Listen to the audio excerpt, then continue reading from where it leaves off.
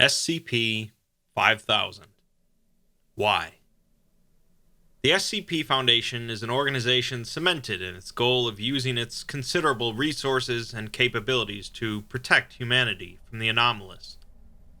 One of the questions we'll be looking at today, however, is what would happen if that same organization instead used those same resources and capabilities to destroy humanity? The other question is, of course, the one presented in the title of SCP-5000, and that's why? What would or could corrupt an organization so completely that they would betray everything they once stood for? Strap yourselves in.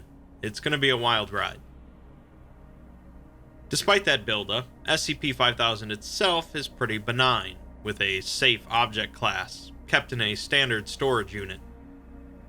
The object in question is a mechanical suit, currently broken, with its internal schematics identifying it as an absolute exclusion harness, designed by none other than the SCP Foundation. Based on what they can deduce, the suit, when functioning, would provide the wearer with a number of protective benefits, but currently it's only capable of basic file storage. It's the files contained in the suit's storage that we're really interested in. The suit first appeared in a flash of light, probably not unlike a Terminator's entrance, within the containment cell of SCP-579. 579 is a rather divisive SCP, since its entire description has been expunged from record, and the Foundation has pretty much given up on doing anything with it because it's incredibly dangerous. Whatever it is. Needless to say, it's worrisome that a random mechanical suit created apparently by the Foundation appeared in a place they prefer to leave well enough alone, but there's more. The suit, upon arrival, contained the corpse of a man who apparently died from hitting the ground after a long fall. The corpse is genetically identical to a Foundation employee named Pietro Wilson, who is currently working at an exclusionary site, a facility similar to SCP-3936 that is created using a technology making it immune to time or reality restructuring events. In other words, if the world were to undergo some sort of drastic change that altered history or the reality of the planet, the personnel inside an exclusionary site wouldn't be affected, allowing them to make note of the changes. The actual living Pietro was, of course, interviewed and prodded, but he has no knowledge of the suit or the info in its files. Speaking of the files, let's finally get to it. The first journal entry is from, of course, Pietro, who says that the date is currently January 2nd, 2020, and he's just escaped from the exclusionary site. Some individuals had entered the site and killed everyone else, thoroughly, but Pietro managed to make it to the suit, which kept him alive. The next entry goes into a bit more detail, as Pietro heads for a nearby Foundation safe house used by agents in this part of the country. He explains that things started about 6 or 7 hours ago, when a mobile task force entered the exclusionary site with proper clearance, gathered everyone in the canteen, and started shooting. Pietro's just a technician for the site's power grid, so he's really not sure how the suit works, but its primary function makes it so that others can't recognize that they can perceive the wearer. In simpler terms, it functions sort of like an anti-memetic device, and it makes the wearer undetectable to others. As Pietro slipped out of the site, he noticed that the MTF weren't there to take anything, but just to kill everyone, putting an extra bullet in all the corpses. Pietro thinks at this point that it's possible the MTF was actually a group of infiltrators from the Chaos Insurgency, deep undercover, and as he makes his way to the safe house, he hears explosions in the distance, hoping that the Foundation sent in some teams to deal with them. Pietro is happy to find bottled water when he arrives at the safe house, as he apparently has been trudging through a desert, even though another function of the suit is to sustain the wearer's body. After resting, he boots up some of the computers at the safe house, and is quite shocked at what he finds. The SCP Foundation had sent a message to every government, news organization, and anomalous agency in the world. That alone would be pretty startling, but it's the content of the message that is really chilling. The message reads, "The following is a message composed via consensus of the O5 Council. For those who are not currently aware of our existence, we represent the organization known as the SCP Foundation. Our previous mission centered around the containment and study of anomalous objects, entities, and other assorted phenomena. This mission was the focus of our organization for more than 100 years. Due to circumstances outside of our control, this directive has now changed. Our new mission will be the extermination of the human race. There will be no further communication." That's right. The Foundation declared war on humanity, but interestingly, they had the decency to let us know first. The big question, though, is why, and all they said on the matter was because of circumstances outside of their control. Since the Foundation are pretty much the spitting image of control, it's rather puzzling, but we'll get to that.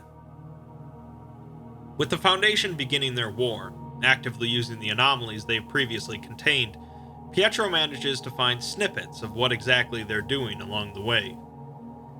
I'm going to have to explain a lot of other SCPs throughout this, so bear with me if you're already familiar with them. SCP-096 is an entity that relentlessly pursues anyone that sees its face until it slaughters them. The Foundation circulates a picture of its face on various social media platforms, causing it to tear across the globe until its photos were taken down. But it's likely still hunting. SCP-169 is a massive sea creature known as the Leviathan, believed to be thousands of kilometers in length. A large number of nuclear charges were detonated along its back, causing it to stir slightly in its sleep, which was enough to cause devastating earthquakes and tsunamis across the world. SCP-662 is a small bell that summons a butler named Mr. Deeds, who can carry out most tasks asked of it, usually anomalously. Over the course of the first 24 hours after the announcement, Mr. Deeds appeared near several major heads of states and assassinated them before disappearing. SCP-610, an extremely infectious and deadly disease that rapidly distorts living tissue, was released in many major cities, including New York and Delhi. It spreads quickly, but is eventually halted through the combined efforts of the GOC and the Church of the Broken God, who are not sharing the Foundation's new mission. SCP-682, the hard-to-destroy reptile, is simply released, which is bad enough. Next, we get some news footage of a reporter at an evacuation tent in Sweden, set up by the Global Occult Coalition. Patients are being treated by doctors in full protective gear, and the reporter repeats the GOC's orders to all residents that have not already evacuated, that they should seal themselves inside of their homes as quickly as possible. A doctor calls out to a nearby GOC soldier, telling them that a patient just died, and they should get the eraser ready. The reporter runs out of the tent into a field containing a number of similar tents. In the tent she just left, a loud buzzing sound can be heard, and several flashing lights can be seen. Thick smoke pours out of a gap at the top of the tent. The reporter recovers herself and continues, telling any residents still in a compromised area to keep a careful watch over those around them, and if any of them begin exuding a noticeable, minty smell, they are to be quarantined immediately. This is all very likely a reference to SCP-447, a small green sphere that exudes a greenish slime. The slime is edible, with a minty taste, and has various enhancing properties, but it's incredibly, horrifically dangerous if it ever comes into contact with a dead body. What exactly happens is expunged from the record, but it's bad enough that the GOC is working diligently to completely erase dead bodies from existence before it happens. Pietro muses that with all of the supplies in the safe house and the exclusion suit, he could survive for years here, but he's conflicted between sitting there without knowing what's going on in the world and not really wanting to know what's going on. He recounts a story from his youth when he was really into detective tales, and he set out to find what was knocking over his dad's potted plants. He set up a camera and found it was a stray cat, and his dad proceeded to kick it to death. He figures that everyone would have been better off if he had just minded his own business. In this situation, though, he'd rather do something than nothing, and with the exclusion suit, he can simply be a tourist at the end of the world. He leaves the safe house and heads towards Site 19, the nearest real Foundation facility, in search of answers. On the way, he manages to spy on a Foundation MTF in a clearing, lined up in a row. The commander of the team proceeds to pull out a knife and stab the first soldier in line in the shoulder, to no effect. The commander continues down the line, stabbing each one in the shoulder with no reaction, until reaching the 8th soldier, who cries out in pain. The commander shouts that they've got a live one, and the rest of the soldiers open fire on the 8th. Afterwards, they move out, and Pietro grabs some supplies from the body before burying it, quite confused. Moving on, Pietro catches a radio transmission, although it sounds practically like gibberish. The message is, 7, 5, can you hear me? There is a hole shining in the holes between your eyelids. I have never been to Versailles before. I want to be loved. 9, I am standing behind you now. 5, I am 2 of us, standing behind you now. The goddess eats the city in the sea. 9, there's a hole in the floor with an answer waiting in it. 7, look, you're hatching. You're hatching. The message simply continues to loop, and let's ignore most of the text for now and just look at the numbers. Continually looping numbers, 7, 5, and 9. Or perhaps 579. We know SCP-579 is relevant to the overall proceedings, but not sure why. When Pietro turns over the radio looping the message, the transmission stops, and he sees the radio is damaged beyond repair. The plot thickens. While walking through a forest, Pietro comments on how far Site 19 actually is from the safe house, since he can't risk using a vehicle without being spotted. With the exclusion suit on, nothing can notice him, but something could come barreling through and collide with him unintentionally. He wonders why he's even going to Site 19, as rather than staying out of harm's way, he'll be jumping into the Viper's nest. He concludes that, more than anything, he wants answers. Finally, he arrives at Site 19, which is surprisingly easy to get into with the exclusion suit, and security in disrepair. Researchers are still working at the site, though, discussing how to achieve maximum human casualties, like it was what they've always been doing. Pietro comments that, looking at their eyes, it seemed like some sort of human spark was missing from them, and wonders if they're even alive. He logs into the Foundation database and pieces together a basic timeline of events before they released their declaration of war on January 2nd, 2020. On December 16th, the O5 Council mark a project known as Numa as being of special interest. Project Numa was some sort of mass amnesticization program focused on the collective human unconsciousness, also called the psychospace. The idea of the psychospace is that humanity shares certain structures in our unconscious minds, like instincts. Apparently, the Foundation managed some sort of breakthrough in mapping out this whole psychospace for humanity, but Pietro can't see the specifics as they're redacted. The next day, the O5 Council puts something to a vote, with a unanimous decision, and the Ethics Committee also completely agrees. Something tells me that doesn't happen too often, but Pietro can't even see what the vote was about. On December 19th, a series of now redacted instructions were sent to all senior staff members and site directors across the Foundation. This is followed by a wave of both suicides and resignations, with Dr. Gears notably resigning from the organization. December 22nd sees a number of files sent out to all remaining senior staff and directors, with instructions to disseminate the files among the rest of their personnel. The files are accompanied by a message reading, "Harden your hearts," and all suicides and resignations cease after the files are spread. On Christmas Day, all communications in and out of Foundation sites are blocked, and the majority of human and human-sympathetic anomalies are terminated. An assassination team is sent after Dr. Gears, but it's unclear if they were successful. On January 2nd, MTFs are sent to all exclusionary sites to execute all personnel, and then they declared war on humanity. Something clearly affected the O5 Council right after some sort of breakthrough in looking into humanity's unconscious minds. It's highly unlikely that what affected them was non-anomalous, and it was able to quickly spread through the Foundation. That part isn't too tricky to comprehend, but it gets a bit more confusing when pondering what exactly this infection wants, and why they would specifically go to kill the exclusionary site personnel instead of bringing them on their side. Pietro, of course, is also quite confused, but finds more information about various anomalies the Foundation has unleashed.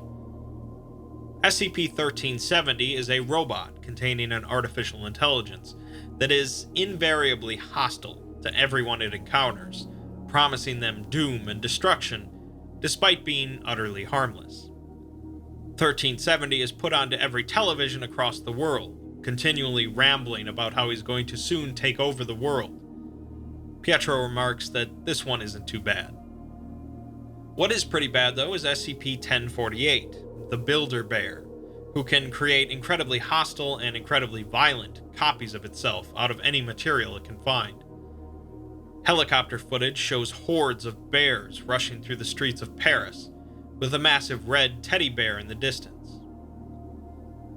SCP-1290 are two electronic devices capable of near-instantaneous teleportation between them.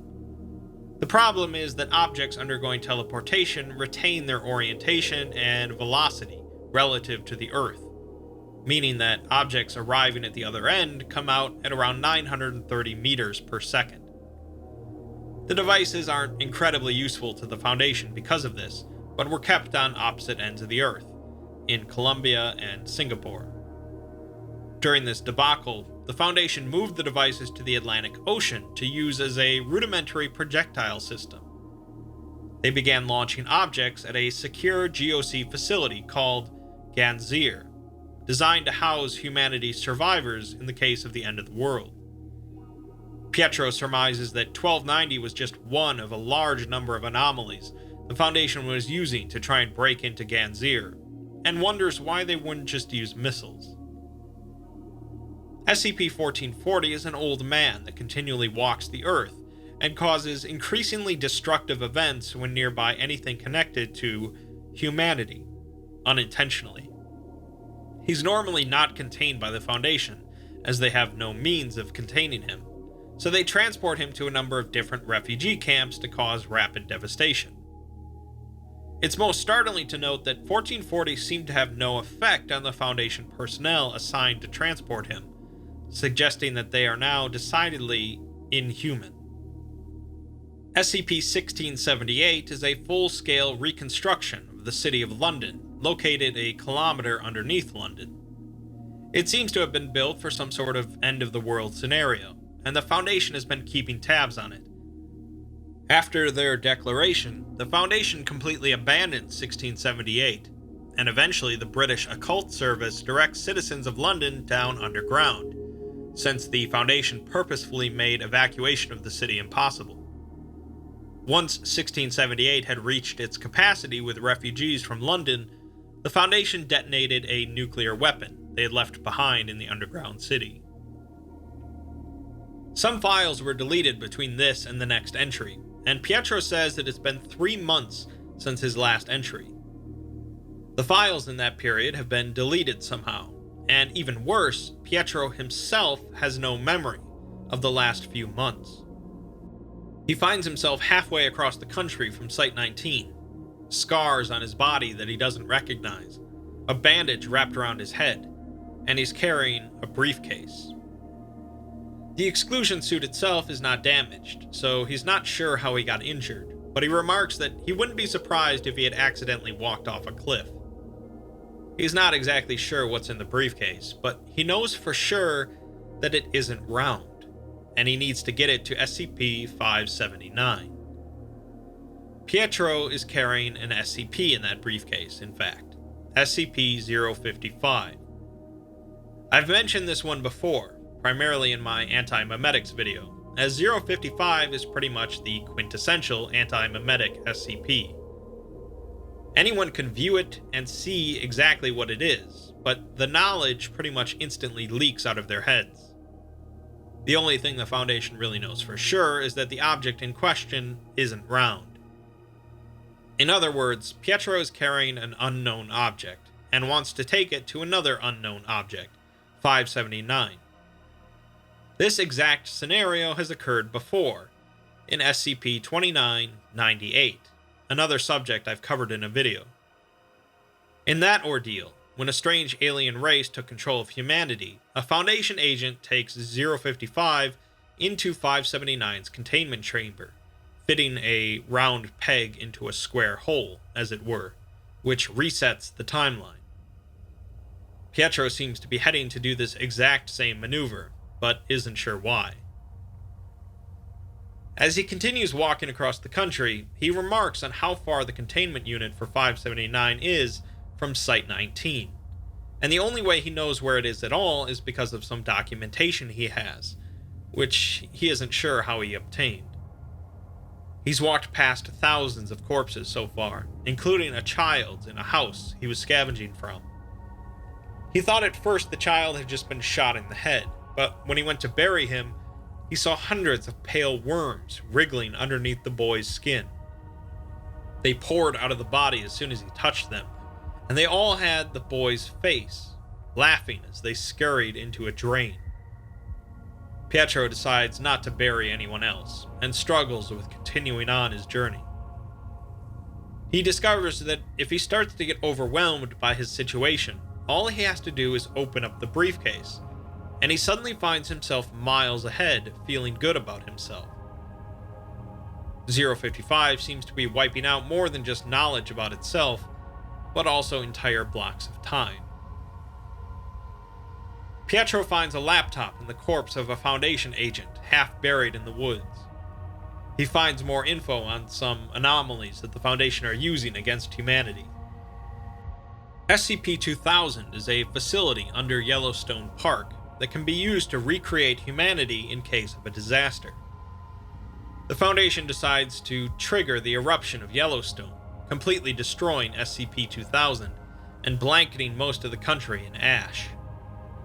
This is interesting to note, as it means that the Foundation isn't just intent on wiping out the current crop of humanity and rebuilding it, but instead is intent on obliterating humanity completely. SCP-2200 is sort of a tricky SCP to summarize in a sentence or two, but basically it's a sword that causes victims killed with it to be recreated on an island in metal form. These metal copies retain their former memories and personalities, but don't need to eat, drink, or sleep. But they can still die in this form as well.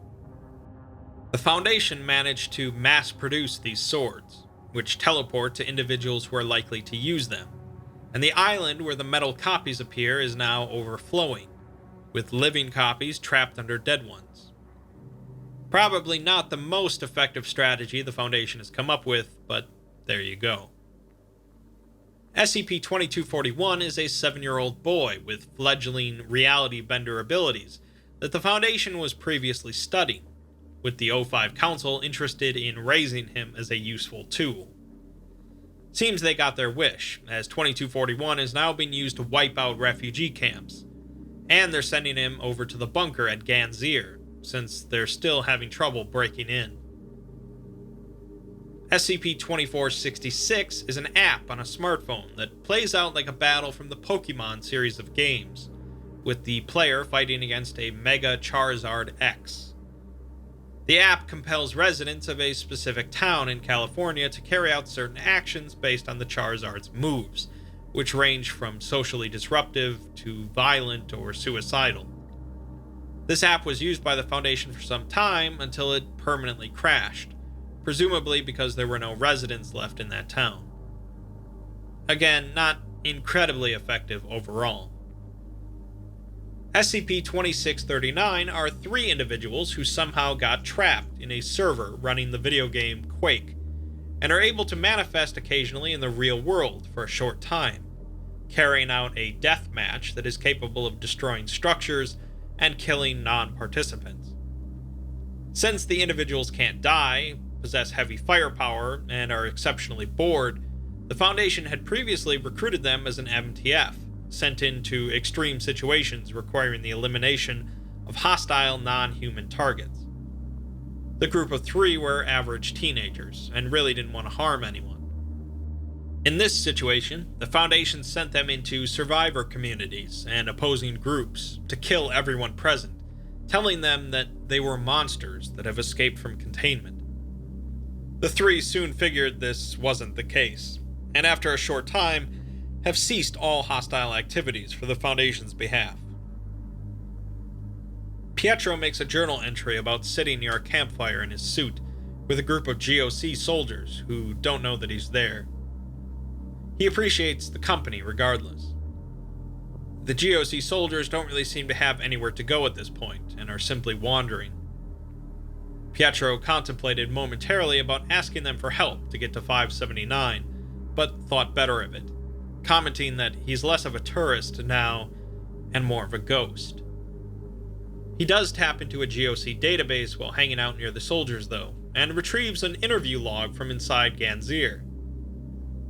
The interviewer is a commander with the GOC, Morrison, and the interviewee is a captured Mtf agent, Ross. Morrison had captured the Mtf when they were trying to sneak into the bunker, and so far none of them had spoken at all except for Ross. Ross says it's because they've met before, during a joint operation between the Foundation and the GOC a few years ago. When they caught the Mtf, they had been trying to sneak in with a group of refugees. Upon being noticed, the Mtf opened fire into the crowds before being captured. When asked if he thinks that's crazy, Ross simply laughs, saying that the GOC are crazy as well if they think they can do anything to stop the Foundation. When threatened with enhanced interrogation, implying torture, Ross laughs again and says they can do whatever they want, since he's not afraid after realizing that you're not supposed to feel pain. Morrison asks what he means, and Ross hesitates, telling him that he wouldn't want him to say. Morrison responds that he does, but Ross says he wasn't talking to Morrison. Upon further pressuring, Ross acquiesces, but what he says is inaudible in the recording. The doctor present in the room tells him that he'll have to speak up, as the microphone only has so much gain.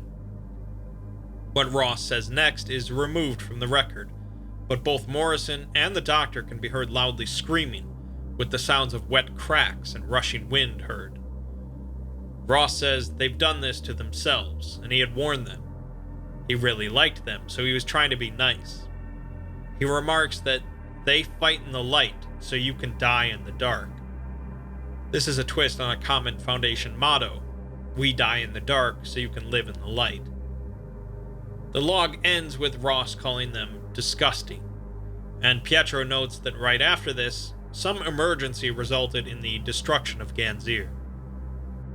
The latter part of this interview log is pretty important, as it is very similar to another interview log, the one with SCP-682, the hard-to-destroy reptile. I haven't really talked about 682 much, but its primary feature of being practically impossible to destroy isn't really important here. What is important is its hatred of all life. In an interview log with 682, after it finished slaughtering some farmers, it's reluctant to speak.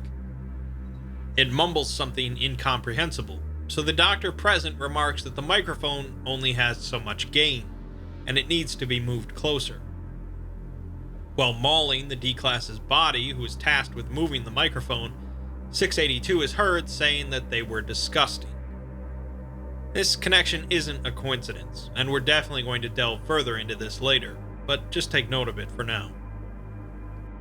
Pietro makes another entry discussing how it's even harder to keep going, now that the GOC are pretty much wiped out, as there seems to be even less hope left now.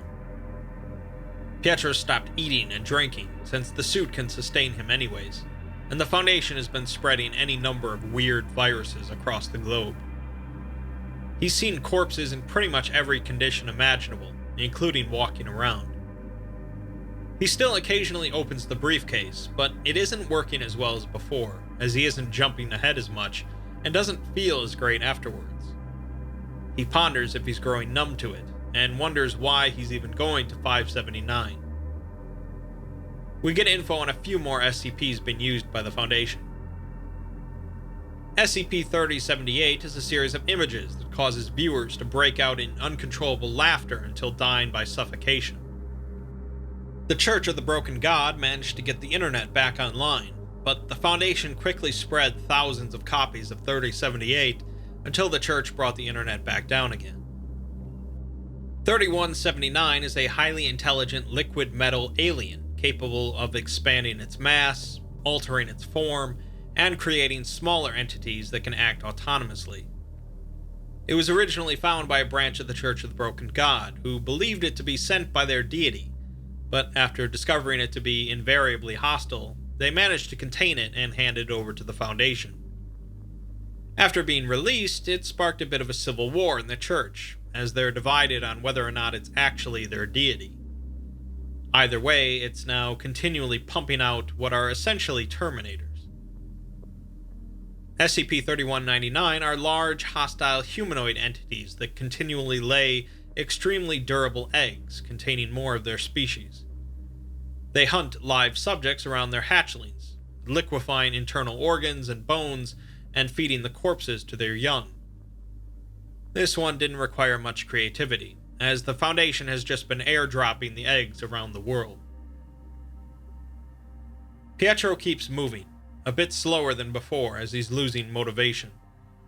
He's been seeing increasingly strange things in the world, including what he calls blinkers, which he's pretty sure were created by the Foundation somehow. They're statues of Mtf soldiers with empty sockets for eyes, and arms carved into blades. If you look at them, nothing happens, but if you look away, they rapidly move and kill you. Somehow, the Foundation managed to turn Mtf soldiers into copies of SCP-173. They don't kill Pietro when he stops looking at them, but they do stop when he is looking, so he figures eventually they'll start swinging just to try and hit him, so he avoids them. The other thing he's seen is a lot weirder. A person stretched out on the horizon, like a bad Photoshop effect. The person's body was stretched from the ground up to the clouds, with gaps in space around its body like wings, and it just seemed to be floating. The Foundation seemed to be fighting this anomaly, and Pietro thinks about going to talk to them as they might not be affected by what's going on, but decides not to risk it. He leaves another journal entry lamenting that he saw a kid die today and could have helped her, but didn't. We get our last couple of entries about anomalies the Foundation are using. SCP-4290 was a massive entity that had been sealed away 10,000 years ago, and then died 9,000 years ago due to malnutrition, making it effectively neutralized. The Foundation decided to take SCP-008, a virus that reanimates corpses as zombies, enhance it using SCP-914, the Clockworks, and revive the entity. A group from the Serpent's Hand known as Kaiju-mancers tried to take it on, but the results are unknown, and Pietro says that they should have gone with the rest of the Serpent's Hand when they detached the Wanderer's library from this universe. SCP-4666, the Yule Man, is a rather horrific entity that stalks families during Christmas time, eventually murdering most of the family and abducting a child who is forced to make toys out of other children. The Foundation, of course, manages to use certain temporal anomalies so that it's Christmas every day, which normally might be the topic of a Disney film, but in this case probably not. There are presumably more examples, but Pietro decides that nobody's ever going to read this anyways, and stops. He later comes across a teenage girl sitting at a makeshift fire in an abandoned jewelry store. He recognizes the ruby amulet hanging around the girl's neck as SCP-963, meaning that this is the one and only Dr. Bright. Pietro turns off the perception filter on the suit, startling Bright with his sudden appearance. Bright assumes that Pietro was sent here to kill him, but Pietro assures him that he managed to get away from the Foundation. Bright remarks that Pietro's face looks like a disaster and desperately needs sleep, despite Pietro's response that he's fine. Pietro sits across from Bright and tells him that he got lucky when this all started, managing to make it into the suit. Bright, of course, was a senior staff member, meaning that he received those files that the O5 Council sent out after making a discovery about the human psychospace. The first set of files were a series of instructions, which caused suicides and resignations, if you remember. But Dr. Bright can't remember the instructions because of the second set of files sent out. These were later sent out to all personnel, and Bright reveals that they were just a bunch of images of eggs, trees, and other religious stuff. It didn't mean anything to Bright, and he suspects that whatever effect they would have had was nullified by his amulet. Pietro believes that to mean it was some sort of mimetic agent, meaning an anomaly that affects someone's mind. But Bright disagrees, saying that he knows what a mimetic agent feels like, and this was different. It felt like he was supposed to be released from something, rather than something being forced on him. Basically, Bright doesn't know what's going on either. When Pietro tells him that he's going to 579, Bright says that there are easier ways to commit suicide, as not even he knows what 579 is, and he's a pretty big deal. Bright instead is heading towards SCP-1437, an endless hole that leads to an unknown number of parallel universes. Bright plans on throwing the amulet down the hole and seeing where he wakes up. The two wish each other luck and part ways. We'll dissect what this conversation means at the end. More files got deleted, and Pietro is now standing outside of the site containing SCP-579. He doesn't see any guards, and security seems to be completely down, as if the place has been abandoned for quite some time, despite it being supposedly an extremely high-priority facility. He's having difficulty breathing, and has a feeling of an impending end. As he walks closer, he feels like someone is pressing a gun against the back of his head, pushing him forward. He doesn't know what SCP-579 is, but he knows that it's looking at him. The next entry is quite a bit worse for Pietro, as the facility was not empty, but instead filled with blinkers, the SCP-173 copies. They can't see him, but have figured out that he's here, and are now slashing everything in sight. Pietro's leg gets gouged, and although they're not chasing him, they're headed towards 579's containment cell as well. Pietro makes it there first, sealing the door behind him as they start to slash through it. There are a number of instruments monitoring 579, but even without them, he knows that 579 is here because he can feel it. There's a hole in the floor that leads to 579, but it's not a direct drop, as Pietro hoped that he could just throw the briefcase down. Instead, it looks like he's going to have to jump down the hole and throw the briefcase on the way down, inevitably resulting in his death. Pietro comments that he's realized he's not the detective in a detective story, but instead the murder victim. He dies for someone else's story, and the human race is going with him. He knows who is responsible for this destruction, and how, but he still doesn't know why. He ponders why this is happening. Why did the Foundation send out those files? Why did Ganzir fall? Why did he take this briefcase across the world? Why is he here? And why is he going to die? He begs anyone reading this to figure it out, and then he drops down the hole. We see a black image labeled as SCP-579, and then a final journal entry reading, "Oh, so that's how it is," before Pietro's life signs are lost. This is when he appeared dead in the suit inside of the 579 containment cell.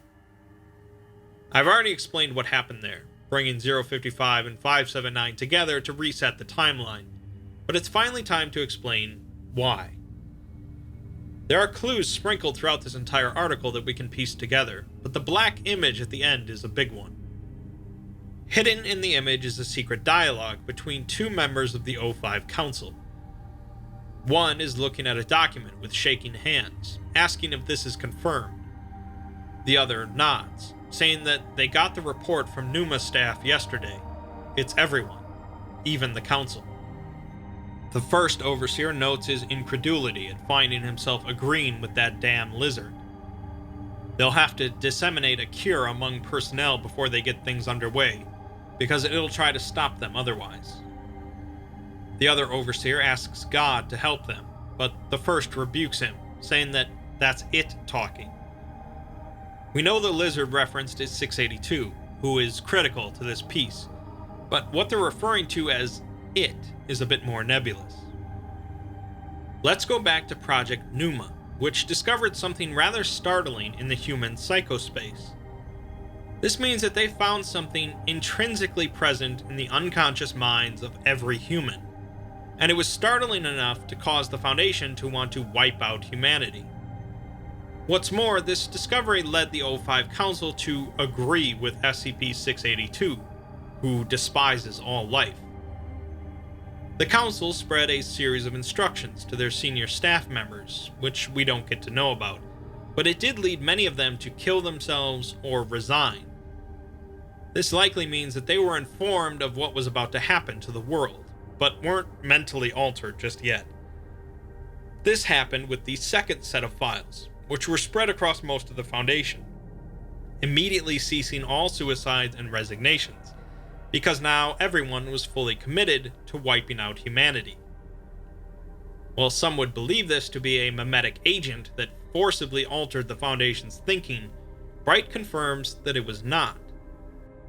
In other words, instead of planting new code into a person's brain, whatever was in the second set of files released something in their brains, allowing them to see what was in the psychospace that makes humanity disgusting. Essentially, what they were released from was humanity, becoming outsiders like 682. This process involved a completely different way of thinking on multiple levels, as for one, they no longer felt pain, as shown in the stabbing test, and two, they were no longer considered part of humanity, as shown by SCP-1440, which destroys anything nearby connected to humanity. Dr. Bright wasn't affected by the second set of files because of his amulet, making him immortal, which already disconnects him from humanity. It's interesting that the project that discovered all this was known as Numa, which is an ancient Greek word meaning breath, but is also used in religious context to mean spirit or soul. Pneumatology is the study of the Holy Spirit, an aspect of God that makes up the Holy Trinity. The it referred to before by the O5s could be the human soul, an essential part of what makes us human. The researchers that Pietro came across in Site-19 were missing a spark from their eyes, perhaps suggesting that they no longer possessed a soul. It's also interesting that the GOC's fortress was named Ganzir, after a palace in the Sumerian underworld where the goddess Ereshkigal ruled over the dead. Those that still had souls, the refugees, were allowed to enter Ganzir, but those without them, the Foundation agents, relentlessly worked to break in. Ganzir finally fell because the soulless came inside. Perhaps the stretched figure that the Foundation was fighting was indeed the Holy Spirit, who helped guide Pietro towards the end goal so that humanity could be saved. Perhaps I'm overthinking things, but since the theme of the SCP-5000 contest was mystery, it's fitting that the winner would be so incredibly mysterious. Regardless of what it all means, SCP-5000 is a fascinating tale of one man wandering like a ghost through the end of the world, as the SCP Foundation tears it apart. In the end, maybe it doesn't really matter to find all the answers to the question why, as there will always be more questions. One of those questions might be, If this all happened once, why can't it happen again?